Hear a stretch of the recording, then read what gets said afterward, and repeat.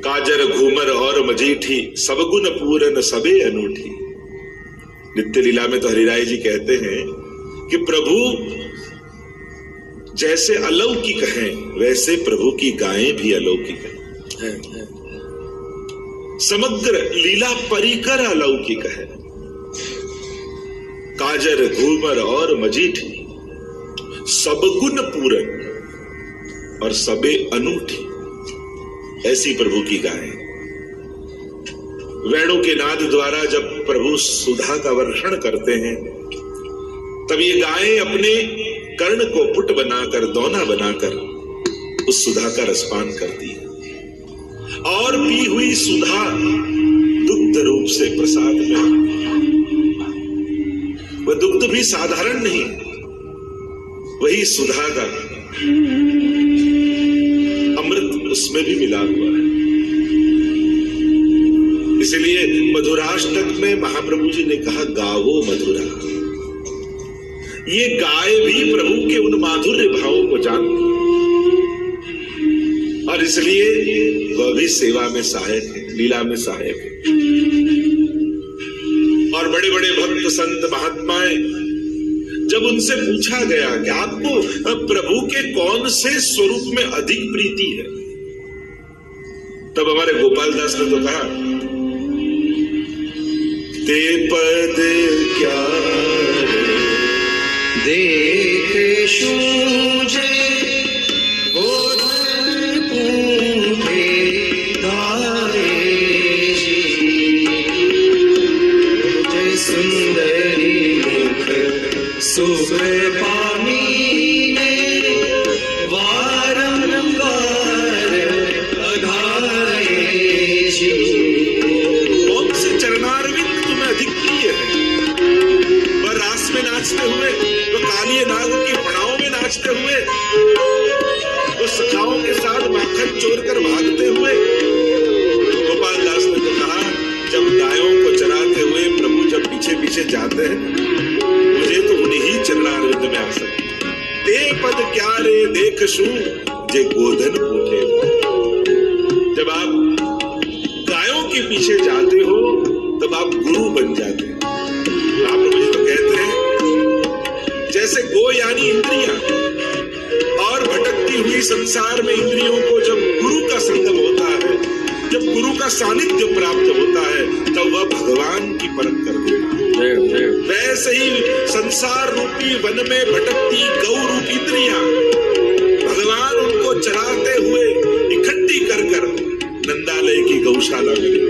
अलग मुख खोल रज लागी दे, तान भ्रमर विषेक जी,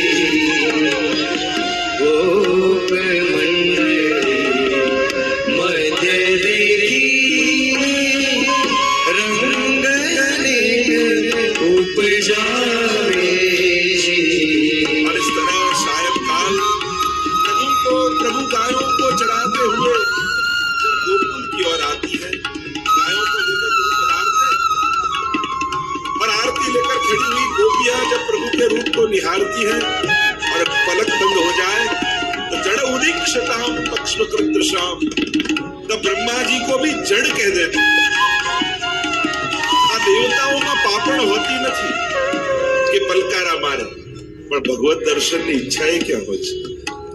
हमारी अंदर इच्छा आपी तो आप पापण के मापी, क्योंकि जब आ पापण बंद था ત્યારે એટલો સમય પણ અમને એમ લાગે ત્રુટીર યુગાયતે ત્વામ પશ્યતા, જાણે યુગ વીતી ગયો હોય એવો તાપ અમને થાય। તો આ ગાયો અલૌકિક છે, ગાયોનું દુગ્ધ અલૌકિક છે। નિત્યલીલા में तो कहा, तोहरी को पे परम रसाला, सात घूट भर पीजे लाला। आ गाय છે ને જે સુધાનું શ્રવણ કરે છે, અરે દુગ્ધ જ્યારે આપે છે ત્યારે એ દુગ્ધ પણ સુધા રૂપ છે, પ્રેમ રૂપ છે।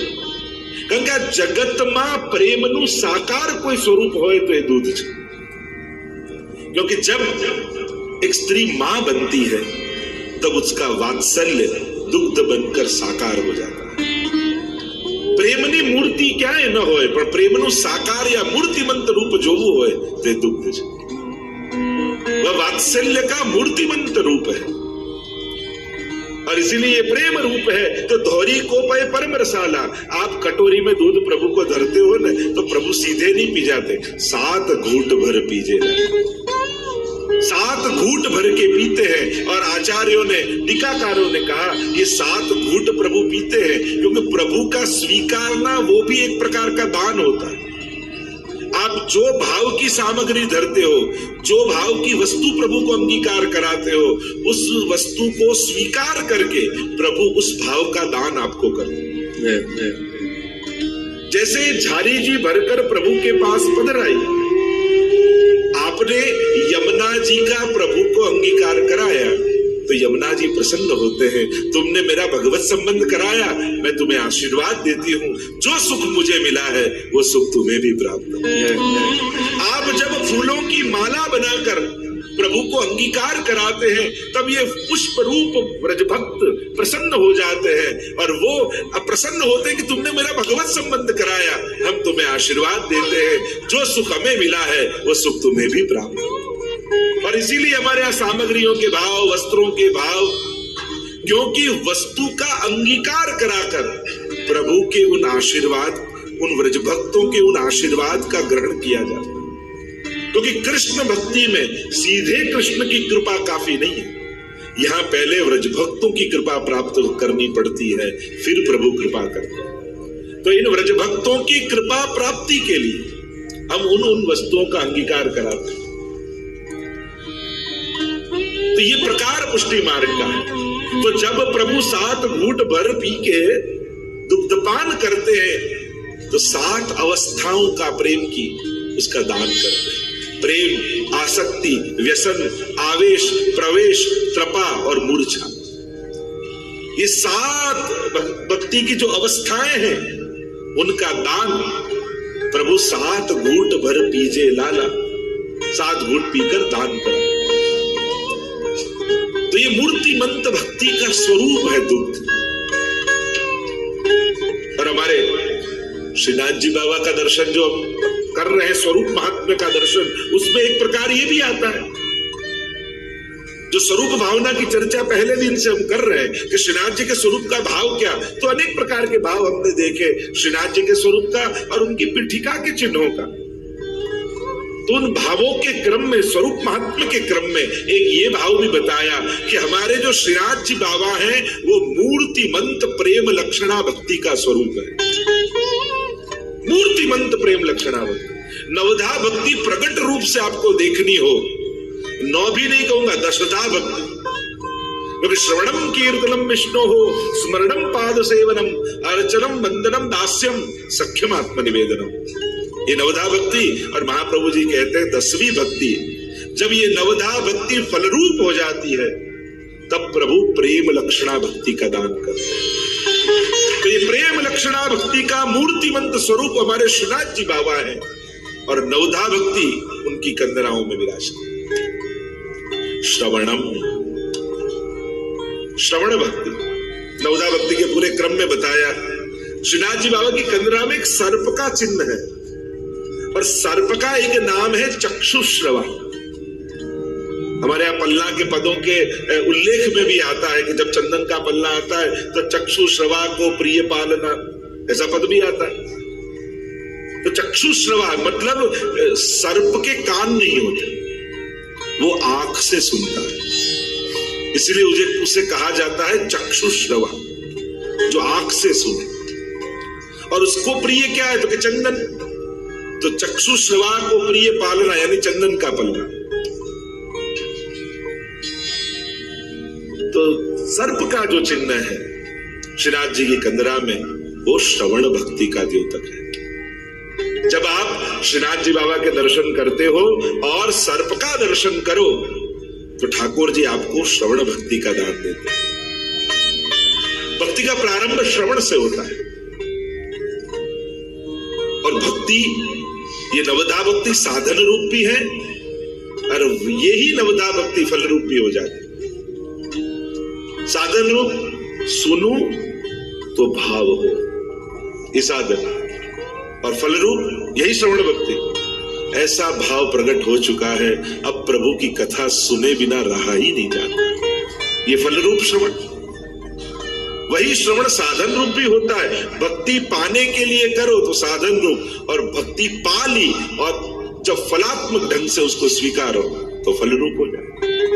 कीर्तन भक्ति, दूसरी भक्ति है श्रवणम कीर्तनम। तो श्रीनाथ जी बाबू की कदरा में जो सुखदेव बैठा है वह हमारे सुखदेव जी है। वो कीर्तन भक्ति के सूचक है, क्योंकि ये लीला सुख अहर्निश भगवत लीला का गुणगान करता रहता है। और महाप्रभु जी आज्ञा करते हैं, गुणगाने सुखावाप्ति गोविंदस्य प्रजायते यथा तथा सुखादीनाम नैवात्मनि कुतोन्यतः। गुणगान में जो सुख है वो निर्गुण ब्रह्म की उपासना में लगे हुए सुखदेव आदि को भी वो आनंद अनुभव नहीं होता, क्योंकि आनंद अनुभव होगा कैसे? वो तो निर्गुण उपासना में लगे हैं, जहां कोई रंग नहीं है, आकार नहीं है, स्वरूप नहीं है, कुछ नहीं है, वो आनंद कैसे दे पाएगा? तो गुणगान में जो सुख है, इसलिए वह सुख वो कीर्तन भक्ति का सूचक है। जब वह सुखदेव के सुख के दर्शन आप करो तब वह कीर्तन भक्ति की कृपा आप पर करते हैं। श्रवणम कीर्तनम विष्णु हो स्मरणम। जो मुनि बैठे हैं कंदरा में, वह तीनों मुनि उस स्मरण भक्ति के सूचक है। वो अहर्निश ठाकुर जी की कंदरा में बैठे बैठे प्रभु की लीलाओं का स्मरण करते रहते। देखो, एक है जप और दूसरा है स्मरण, दोनों अलग चीज। करवू पड़े एनु नाम जप, अरे थया करे एनु नाम स्मरण। जो सहज स्नेह से प्रकट हो उसे स्मरण कहते हैं। जपमा संख्याનું મહત્વ છે, જપમાં સ્થાનનું મહત્વ છે, જપમાં માળાનું મહત્વ છે। તો ઘણી વાર આપણે એમ કે ગણવાનું શું હોય, ભાવ હોય ત્યાં સુધી કરો, ના, પણ જપમાં આ બધું જ વિધાન પાળવું પડે, ત્યારે જઈને મંત્ર ફલિત થાય, અને ફલિત થાય ત્યારે સ્મરણ બને। જપ ફલરૂપ થઈ જાય ત્યારે સ્મરણનું રૂપ લઈ લે। સહજ સ્નેહને કારણે જે શુદ્ધિ થયા કરે એનું નામ સ્મરણ। तो स्मरण में संख्या का महत्व नहीं होता और वहां प्रयास भी नहीं होता याद करने का। सहज प्रेम के कारण जो प्रकट होता है वो स्मरण। એટલા માટે જપ જ્યારે કરો ત્યારે સંખ્યાની મહત્તા છે, સ્થાનની મહત્તા છે, માળાની મહત્તા છે, પવિત્રતાની મહત્તા છે। આ બધા વિધાનો પાળવા, કેમ કે આપણા સમાજને સૌથી મોટું નુકસાન કોઈએ પહોંચાડ્યું તો આ એક વાક્ય પહોંચાડ્યું કે ભગવાન તો ભાવના ભૂખ્યા, જે કરો એ ચાલે।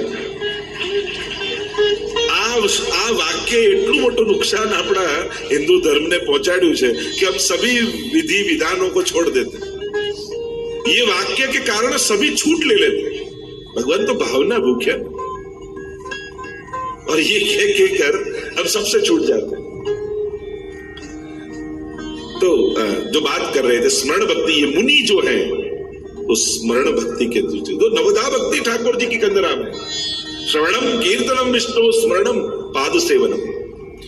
आगे मेष का चिन्ह है घेटू, અને ઘેટાનો સ્વભાવ જો શું હોય, એકની પાછળ બીજું, એ પગ જ જુએ, એ રસ્તો ન જુએ, એ આજુબાજુ ન જુએ।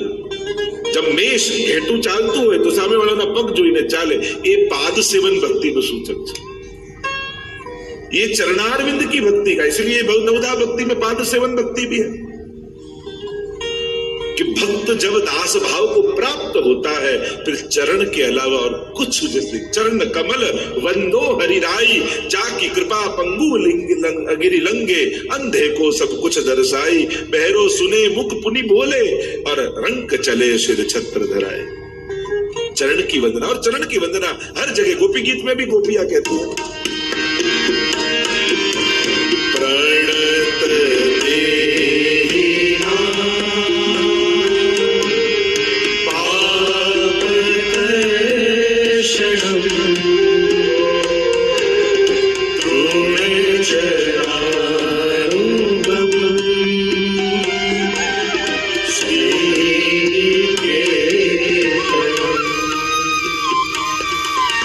फणी फणाति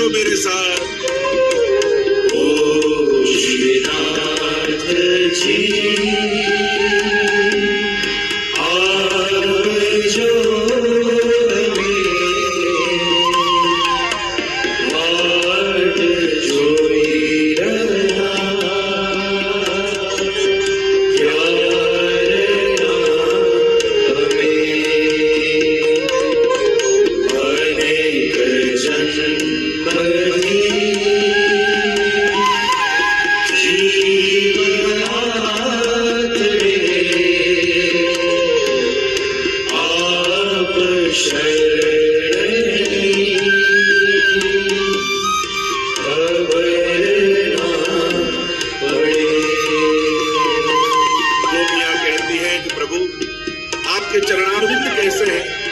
प्रणत देहि नाम पाप कर्षणम, जो उनको प्रणत होता है, वंदन करता है, उनके समस्त पापों का कर्षण कर ले। थोड़े चरानुगम, गायों के पीछे पीछे जाने वाले, श्रीनिकेतनम, लक्ष्मी जी के निवास रूप है। फणिफणार्पितम, काली नाग की फणाओं पर पधराए हुए हैं।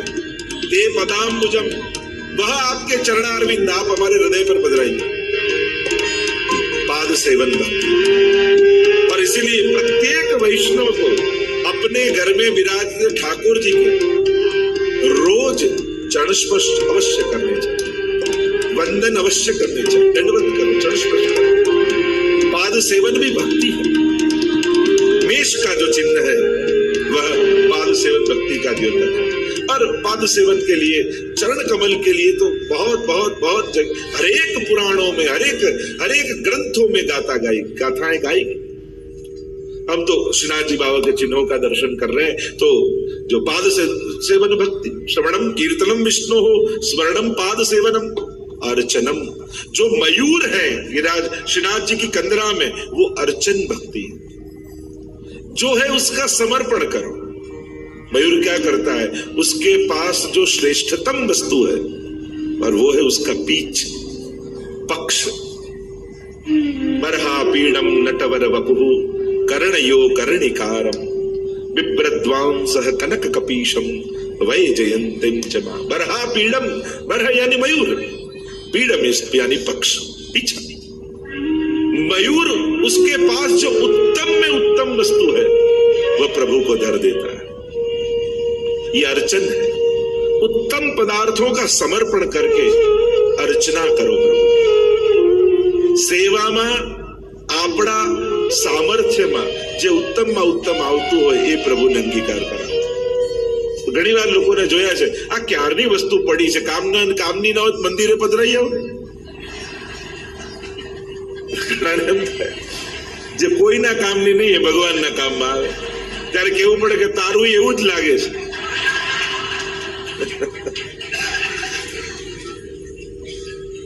जो आपके सामर्थ्य के अनुसार, सामर्थ्य केवल जल धरने का है तो जल धरो, पर इतना ही सामर्थ्य हो तो, और 56 भोग का है तो 56 भोग आरोगा। आपका जैसा सामर्थ्य है ऐसा समर्पण होना चाहिए। समर्पण कभी किसी का अनुकरण करके नहीं होता है। अर्चना कभी किसी का अनुकरण करके नहीं होता है। अनन्यता और समर्पण ये अनुकरण की बात नहीं, अनन्यता का भी अनुकरण नहीं होता। अनन्यता प्रेम की शर्त नहीं है, ये प्रेम का स्वभाव है, ये नेचर है प्रेम का। किसी का होना ये प्रेम में सर्वोच्च अवस्था है। त्यारे पछी व्यवहार न जोवाय के लो आनु करशो नाने नहीं। प्रेमनी ऊंचाई एमां ज छे જ્યારે જેને પ્રેમ કરીએ એના થઈ જઈએ અને એના જ થઈને રહીએ, उसी में तो प्रेम का गौरव है। व्यवहार से ऊपर उठ जाए वह प्रेम, और जो व्यवहार में है वो करुणा है, दया है। प्रेम तो बड़ी ऊंची चीज। तो अर्चन भक्ति, मयूर अर्चन भक्ति का द्योतक है। अपने उत्तम में उत्तम उनके पक्ष है, पीछा है, उसका समर्पण करता है। आगे श्रवणम कीर्तनम विष्णु हो, स्मरणम पाद सेवनम अर्चनम वंदनम। ये जो शेष जी हैं, शेष नाग है, वह वंदन भक्ति का सूचक है। सदा प्रभु के चरणारविंद में वंदन करते रहते हैं। प्रभु शेष सैया पर पौड़ते, ये वंदन भक्ति है। श्रवणम कीर्तनम विष्णु, स्मरणम पाद सेवनम अर्चनम वंदनम दास्यम। आगे नवदा भक्ति में आया दास्य भक्ति, जो गाय है, क्योंकि दो गाय हैं, एक दास्य भक्ति का सूचक है और दूसरी गाय जो है वो आत्मनिवेदन भक्ति का सूचक है। ये दो गायों का भाव बताए। दास्य भक्ति का सूचक मतलब दास्य यानी जहां स्वामी ले जाए वहीं जाना, ये दासता है। स्वतंत्र परिभ्रमण जहां मिट जाए और केवल उसका अनुसरण होने लगे, ये दास भाव है। तो गाय ऐसा करती, जहां जहां ठाकुर जी लेके जाते वहीं जाती, आगे गाय पाछे गाय, इत गाय उत गाय, गोविंद को गायन में ही बस वो ही भाव है। और आत्मनिवेदन, जिसने अपना सर्व समर्पण कर दिया है। ये गाय इसलिए कर्ण पुटई ही पिबंते हैं, वेणु गीत में कहा कि जब प्रभु वेणुनाद करते हैं प्रभु, तब दोना बनाकर वसुधा का पान करते। कान को दोना बनाया, वाटकी न बने। वाटकी मत आजे दूध पिए न काले धोई न छासे पिए, पर दो ना, जिसमें एक बार एक ही रस पिया जाता है, वही उसको कहते हैं दो ना। और कान को दोना बनाया कि आज भगवत रस पिया है, अब इसी कान से कभी संसार का रस नहीं पिएंगे। हमारा तो आत्मनिवेदन सिद्ध हो चुका है, सर्व समर्पण हो चुका है। और आखिरी जो दास्य भक्ति और साख्य भक्ति की बात कही, सिंह जो सिंह का सूचक है वह साख्य भक्ति का सूचक है। तो इस प्रकार जो अपन चर्चा कर रहे थे, नवधा भक्ति प्रभु के कंदरा में विराजती है। ये एक एक चिन्ह नवधा भक्ति के प्रतीक है, और प्रभु स्वयं प्रेम लक्षणा भक्ति के प्रतीक है।